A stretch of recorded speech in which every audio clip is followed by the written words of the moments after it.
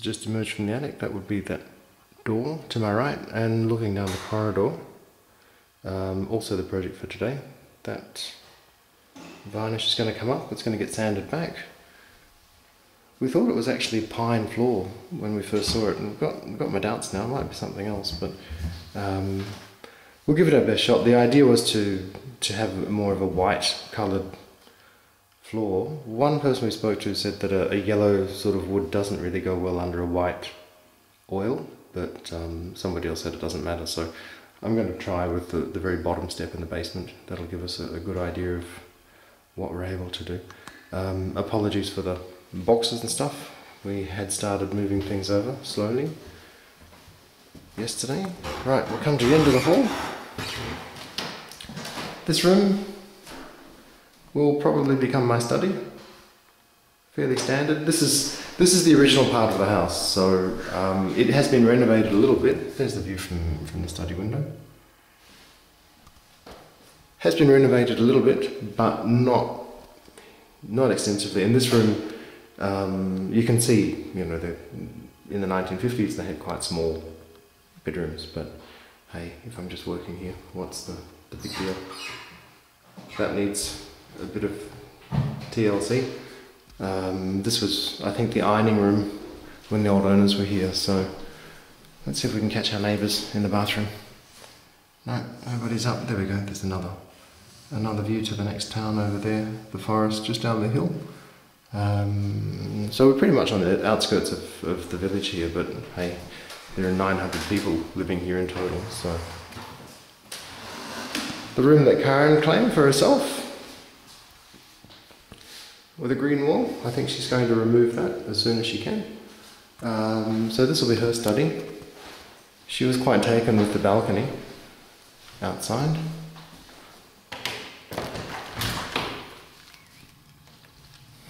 There we go. Little balcony here. And also, you know, not that far to the edge of the village. And the neighbours behind us. Oh, there we go. So she'll be making herself at home in here before too long. Alright, across the hallway, the bathroom.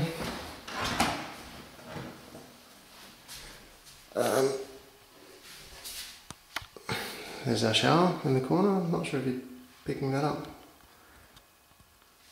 And, you know, I guess bathrooms are pretty much the same all around the world. You have a bath, you have a toilet, you have a sink, have a mirror, and again, a lot of improvisation on our part. We do have bath mats and things, but if I'm going to make a huge amount of dust today with the sanding, then, you know, we're just keeping things packed up until we get ourselves completely ready. And another little room which we're going to turn into our bedroom. I think this was, well, we thought yesterday this was the room of the little girl who passed away.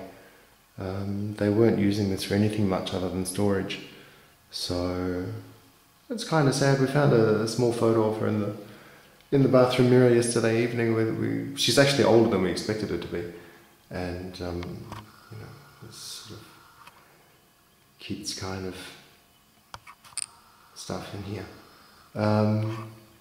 Yeah, kind of sad. She wasn't that young at all. We're still not quite sure what happened to her, but you can see she's put her handprints on the wall, very Aboriginal style. And we'll get in here and repaint, freshen it up. We have a cork floor here which is getting pulled up. We've got some tiles, some carpet tiles to put down, some wool tiles. One thing, I don't know if you can pick it up. We'll have a look at the purple wall. All the colours in this house are organic paint. I'm not sure what the English translation would be. They're kind of a stone mixed with a stone powder mixed with paint. So the idea is that they actually, number one, don't give off chemicals, and number two, they breathe with the house. The house is a very, very breathable house, so you're not sort of running the risk of mould developing in many places. We have a dowser coming at 11 o'clock today from the German Dowsing Association. You actually do courses on how to do dowsing, just to make sure that the rooms are all okay. There's no sort of crossing of energy lines or waterways underneath, because that's not good for your health. And once he's been and gone, I've got a friend coming in next week who's going to do a cleansing of the house. Once she's been and gone, we've got our friend the Roman Catholic priest who's coming back on holidays. He's been in Sydney since last year, and he's going to do an exorcism to make sure none of the the bad energy is still in the house. So while I've been talking, sorry, let me go backwards. Oh, good morning. Good morning. While I've been talking, this is the atrium room, I guess you would call it. Again, apologies for all the stuff. This is where we're sleeping while we're getting ourselves ready. This was probably the showroom of the house. I'm just going to come and stand in the corner again so you get a better idea of what you're looking at. This is where we slept last night. The big red wall. They were very proud of this. This is the most recent renovation, and they kept this until the very last part of the house to show us on the tour. So, you know, they were very, very, very proud of it. And it's a lovely space. It's full of light. It's very airy. My first impression here, well, my first idea here was that this is where I was going to hold my drumming classes, but the acoustics are not that great. We have a bit of an echo. That's just a walk-in wardrobe, which we've already started filling. They've left all these shelves there for us. Very, very helpful. So Karen's taken the majority, which I guess she needs. My stuff's starting to accumulate over there. But, you know, nothing too dramatic to see. Where was I? Yes, I was hoping to turn this into the drumming space.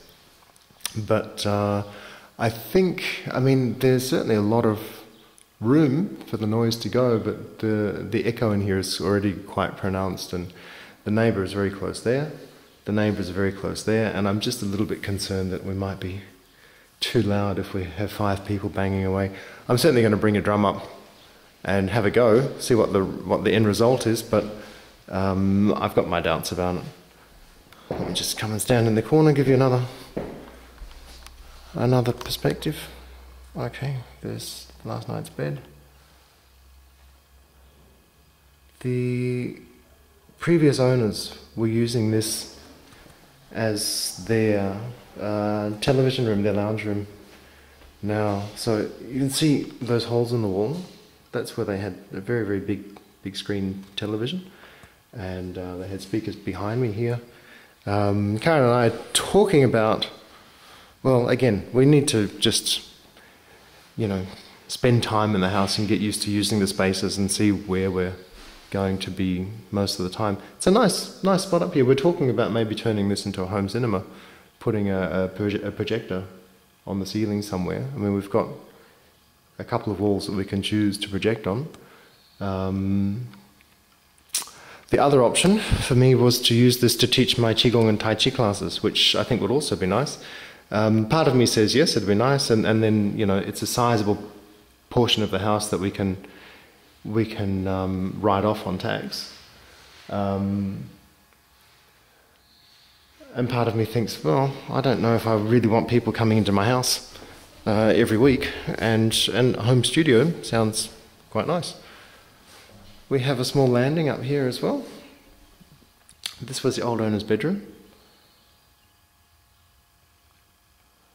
Empty space for now. I thought about putting my office up here, but Karen's also keen to use this as her sort of yoga / meditation / reading space. So, you know, again, we just have to see how it gets used. One thing that will be done very, very soon is getting some sort of a railing put here, because as you can see, I'll come up a bit further, it's quite open, and there is no banister or anything to stop you just wandering off the edge. So that's something we both want to get rectified as soon as possible. Right, you have now seen the upstairs of the house. The new bit, the old bit through there. Oh, sorry. That's a bit too close. And I'll switch off here. We will pick it up downstairs, heading into the cellar, the original part of the house.